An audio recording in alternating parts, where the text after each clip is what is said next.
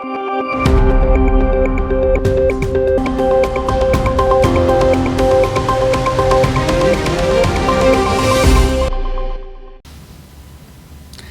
is David Goldman, Asia Times Deputy Editor, speaking to you from New York City, the evening of April 6th.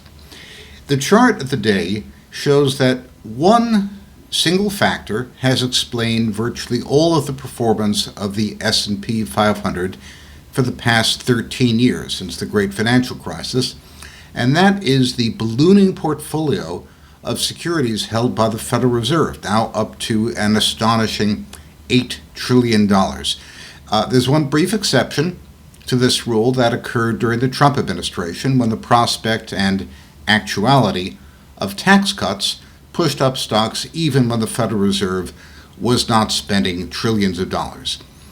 Now the United States is borrowing 20% of its gross domestic product a year to finance an unprecedented Treasury deficit. The Federal Reserve is buying most of it because individuals and financial institutions in the U.S. can't, and foreigners will not. We have the most uncertain economic prospect that I've ever seen as a forecaster. On the one hand, we saw very strong employment growth, nearly 1 million jobs created during the month of March, overwhelmingly in low-wage, low-productivity sectors like leisure and hospitality. Restaurants and hotels are coming back. But on the other hand, there are some very disturbing signs about the economy. The most important is, will American consumers go out and spend and party like it's 2019 just because the government has put a stimulus check in their bank accounts? Well, the evidence so far suggests quite the opposite.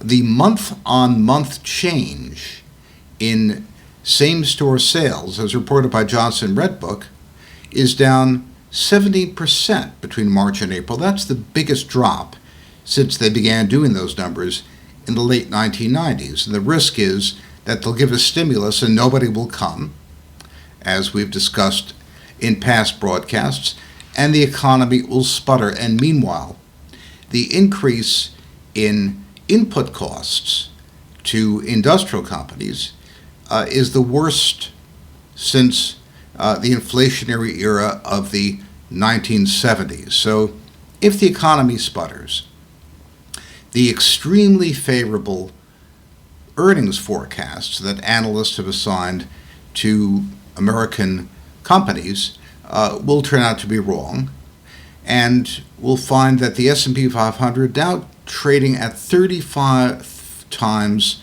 last year's earnings, is much too expensive, and stock prices will fizzle. What do you buy under these circumstances? Well, there are a number of sectors that look good, or at least cheaper on a relative basis. Chinese and Japanese stocks are well priced compared to American stocks, and Asia is growing. Commodity producers are benefiting from strong Asian demand. Banks are profiting from a strong and steepening yield curve. So I would nibble in those sectors, but I'd keep a little extra cash on hand, own a little gold, and stay nimble, because this is a situation that we've never been in before, and the best thing to do is be afraid, be very afraid. This is David Goldman speaking to you from New York on April 6th.